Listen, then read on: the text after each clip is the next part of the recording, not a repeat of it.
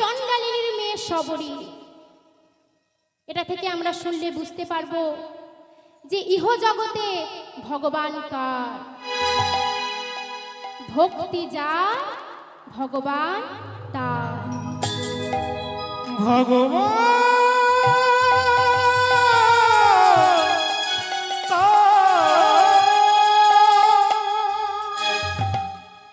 ভক্তি যার কাছে নেই, ভগবানও যে তার কাছে নেই। ভগবানকে কি দিয়ে বশ করা যায় তার প্রমাণ পাচ্ছি রামায়ণে। ভগবানকে কি দিয়ে ধরে রাখা যায়? রামায়ণের চণ্ডালিনীর মেয়ে শবরী মা। শবরীর এত দুঃখ, এত কষ্ট। মাত্র 5 বছর বয়সে তার বাবা মা তাকে ছেড়ে ইহলোক থেকে পরলোকে গমন করল। ওইটুকু ছোট মেয়েটা ভালো করে পৃথিবীর আলোটাও দেখতে পেল না। তখন শবরী কেঁদে কেঁদে বলছে, দয়াময়, তুমি আমার কাছ থেকে আমার মাকে কেড়ে নিলে দয়াময়। তুমি আমার কাছ থেকে আমার বাবাকে কেড়ে নিলে। তুমি আমায় অনাথ করে দিলে দয়াময়। শবরী কেঁদে কেঁদে বলছে, তবে শুনেছি যে এই পৃথিবীতে যার কেউ নাই তার তুমি আছো। মাগো, নিজেকে কখনো একা ভাববেন না। সবসময় জানবেন যত কঠিন পরিস্থিতি আসুক না কেন আপনার সঙ্গে কেউ আছে। সে হলো বিপদ ভঞ্জন মধুসূদন। মাগো, মা হারানোর যে কি যন্ত্রণা সেটা একমাত্র যার মানি সেই বলতে পারবে। ইহ জগতে যদি আপনাকে কেউ ভালোবাসে তাহলে সে স্বার্থ নিয়েই ভালোবাসবে। কেউ যদি স্বার্থ ছাড়া ভালোবাসে সে হলো একমাত্র আমাদের মা। মায়ের ভালোবাসায় কোনো স্বার্থ থাকে না। শবরী বলছে, দয়াময়, শুনেছি নাকি রাস্তার কাঙাল না হলে তোমাকে পাওয়া যায় না। যখন তুমি আমায় রাস্তার কাঙাল করেই দিলে দয়াময়, আমিও মনে মনে প্রতিজ্ঞা করলাম আজ থেকে যতদিন বাঁচব বৈষ্ণবের চরণ দুটো সেবা করব। আজ থেকে যতদিন বাঁচব বৈষ্ণবের চরণ দুটো জড়িয়ে ধরে কাঁদব। আর ভালো যদি বাঁচতেই হয় একজনকেই ভালোবাসব, সেটা হলো প্রভু রামচন্দ্র। বাবা, শবরীর ধৈর্যটা একবার দেখুন। ইহ জগতে আমরা কারো জন্য দুদিনও অপেক্ষা করতে পারি না। পারি মা? আমরা অধৈর্য হয়ে পড়ি। আর শবরী সেই রাম রাম রাম রাম করতে করতে আজ তার এত বয়স হয়ে গেল যে তাকে হাঁটতে হলে একটা লাঠি ধরতে হয়। ভালো করে চলতে পারে না মা, বৃদ্ধ হয়েছে তো। দেখবেন মা, আমরা যদি দেখি যে কেউ আমাদের সামনে কোনো বয়স্ক মানুষ লাঠি নিয়ে যাচ্ছে, তখন আমরা তাকে ঠাট্টা করে বলি, বুড়ো হয়ে গেছে লাঠি নিয়ে যাচ্ছে। মাগো, আমরাও যে ভুলে যাই আমাদেরও একদিন এই দিন আসবে, আমাদেরও যে লাঠি ধরতে হবে। শবরীর এত বয়স হয়ে গেল, শবরী ভালো করে হাঁটতে পারে না।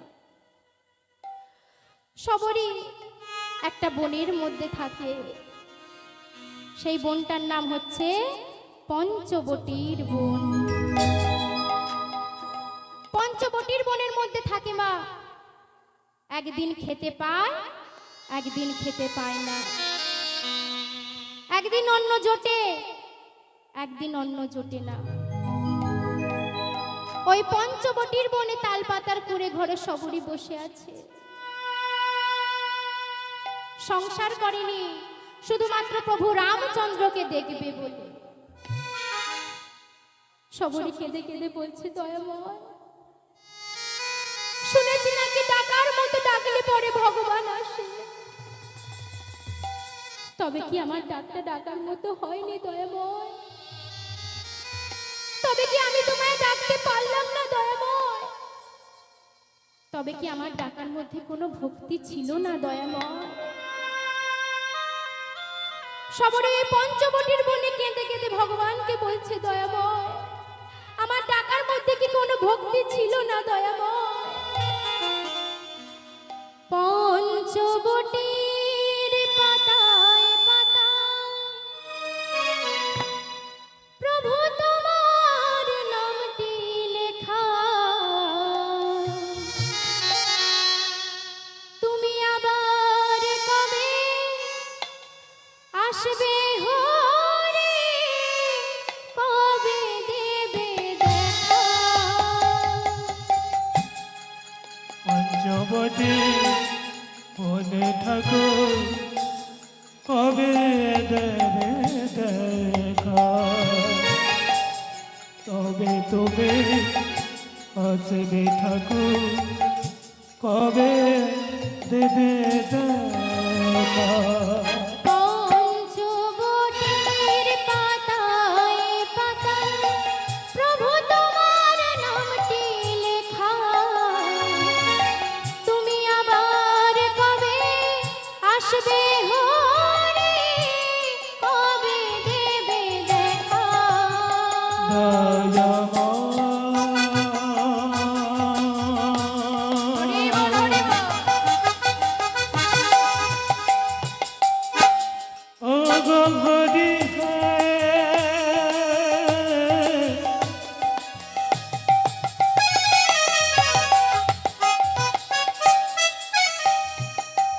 দিনু না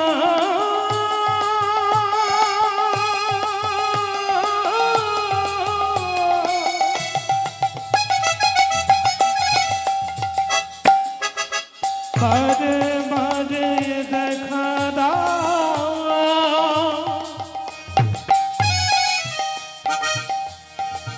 ও গো ঠাকুর আমার কবে বাবু দেখা, হে পাননা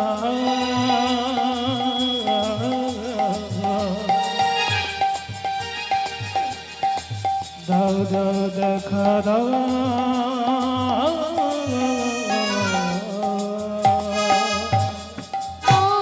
পঞ্চবটির পাতায় পাতায় প্রভু তোমার নামটি লেখা, তুমি আবার কবে আসবে হরে, কবে দেবে দেখা? আজ তুমি নাই প্রাণের ঠাকুর, কাঁদে আমার মন, আজ নীরব হয়ে রয়ে দাঁড়ায়ে পঞ্চবটির বন।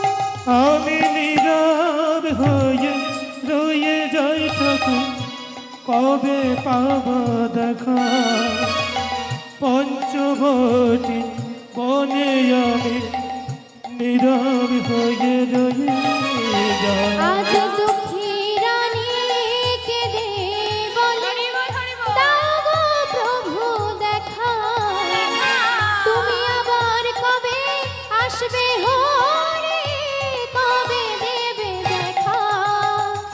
পঞ্চবটির পাতায় পাতায় প্রভু তোমার নামটি লেখা, বলি কবে তুমি আসবে তাই, কবে পাবো দেখা? দেখা দাও,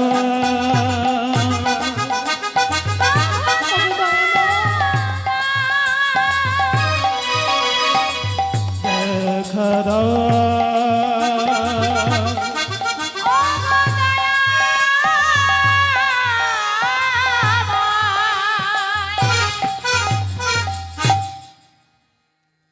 সবরে সেই তাল পাতার কুড়ে ঘরে আজ বসে বসে কাঁদছে। ওমা, প্রভু রামচন্দ্র সবরীকে দেখা দিয়েছিল কবে না, যেদিন রাবণ সীতামাকে হরণ করে নিয়ে গেল। প্রভু রামচন্দ্র পঞ্চবটির বনে হা সীতা করে মা সীতাকে খুঁজছিল।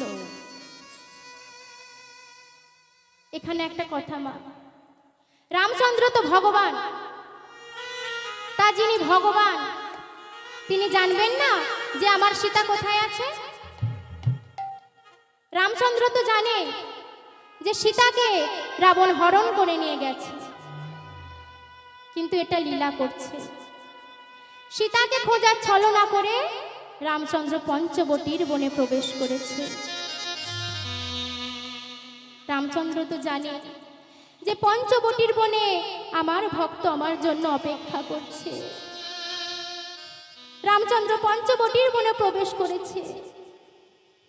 যে মানুষটাকে দেখার জন্য সারা জীবন কেটে গেল, তবুও তার দেখা পাওয়া গেল না। যে মানুষটাকে দেখার জন্য রাম রাম রাম রাম করে সারা জীবন কেটে গেল, তবুও যে তার দেখা পাওয়া গেল না। আজ যদি জীবনের শেষ মুহূর্তে এসে আমরা দেখা পাই, আমাদের কিরকম আনন্দ হবে মা?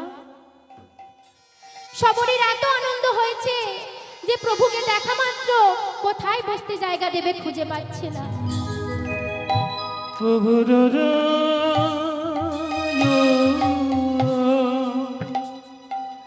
সবরই প্রভুকে কোথায় বসতে জায়গা দেবে খুঁজে পাচ্ছে না মা। কেন জানেন?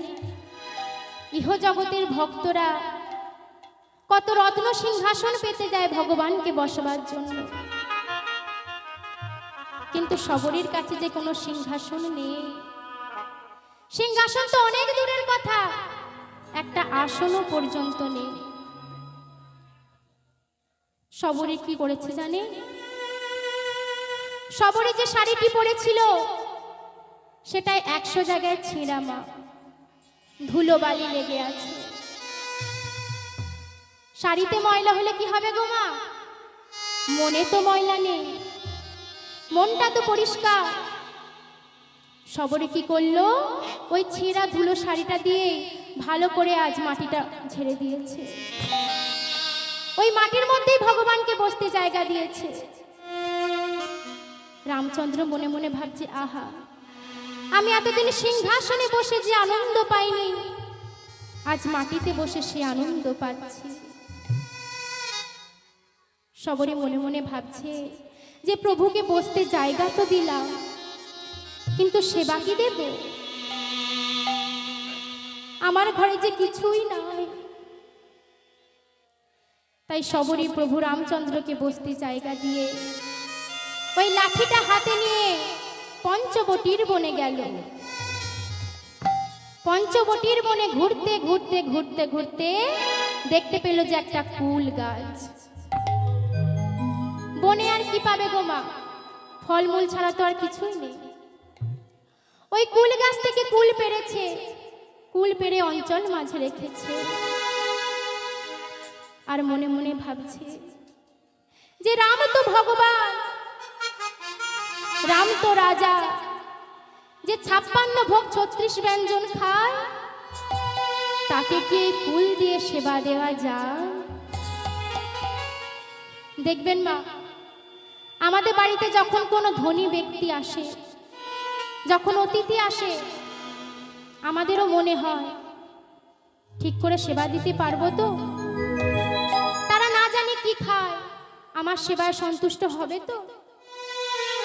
সবরীও মনে মনে ভাবছে যে 56 ভোগ 36 ব্যঞ্জন খায়, তাকে আমি কুল দিয়ে কি করে সেবা দেব? ভগবান বললেন যে যার কাছে কিছু নাই, সে যদি একটু গঙ্গা জল আর 2টি তুলসী পাতা দেয়, তাতেই আমি সন্তুষ্ট হই। কিন্তু সবরী বলছে, দয়াময়, তোমাকে দেবার মতো তুলসী পাতা গঙ্গা জল যে আমার কাছে নেই দয়াময়। আমার কাছে যা আছে আমি তাই দেব। সবরী ওই কুলগুলোকে নিয়ে চলেছে। তুমি ফোঁটাও বলে ফুটি গো দয়া, ঝরাও বলে ঝরে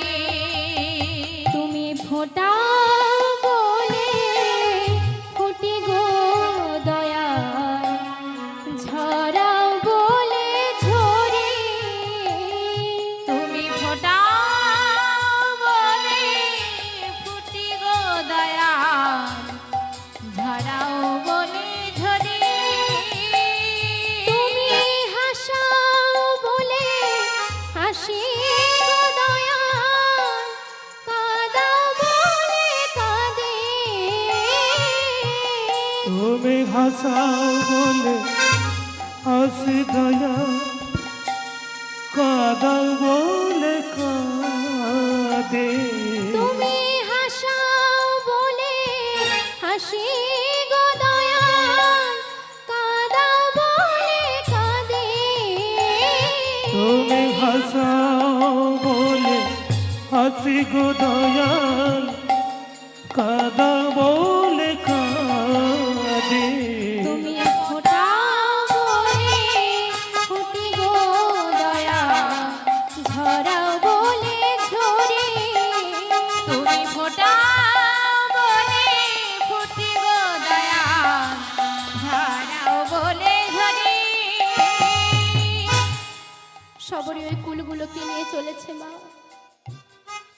আজ প্রভু রামচন্দ্রের কাছে গেছে, ফুটি গো দয়াল, যেই না মা ওই কুল প্রভু রামচন্দ্রের বদনে তুলে দিতে যাবে, অমনি মনে মনে ভাবছে যে আমি যে কুলটা প্রভু রামচন্দ্রের বদনে তুলে দিচ্ছি, সেটা টক না মিষ্টি আমাকে খেয়ে দেখতে হবে না। হাই রে মাগো, আমরাও তো কত ভগবানকে সেবা দিই, একটা থালার মধ্যে এত ফল কেটে দিয়ে দিলাম। আমরা কি খবর রাখি ভগবান সেবা করেছি কি করেনি? ভগবান তো খায় না, আমরা কোনো খবরই রাখি না।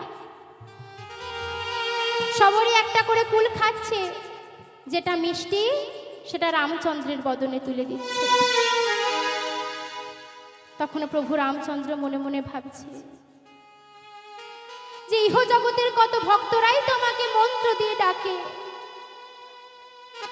কিন্তু এর মতো চোখের চলে আমাকে তো কেউ ডাকে না। ইহ জগতের ভক্তরা আমাকে মন্ত্র তন্ত্র দিয়ে পুজো করে, কিন্তু আমাকে পূজা করতে গেলে যে মন্ত্র লাগে না। সবরে এটো কুল খাচ্ছে প্রভু, মনে মনে ভাবছে যে আমি এতদিন রাজভোগ খেয়ে যে সুখ পাই না, আজ সবরের এঠো কুল খেয়ে আমি সে সুখ পেয়েছি। তখন মা রামের পাশেই ছিল লক্ষ্মণ। লক্ষ্মণ বলছে, দাদা এ কি করছো? ছি ছি, তুমি রাম হয়ে ওই নিচু জাতের মেয়ের থেকে একটু কুল খাচ্ছ? ওটা ফেলে দাও, আমি তোমাকে ভালো কুল এনে দেব।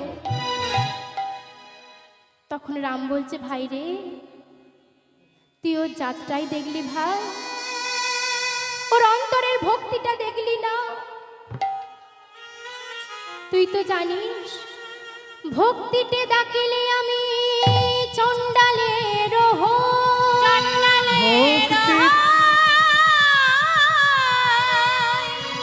আর অভক্তিতে ডাকিলে আমি ব্রাহ্মণের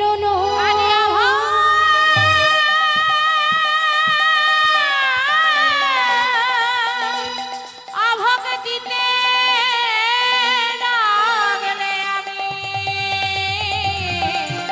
ডাকলে আমি ব্রাহ্মণের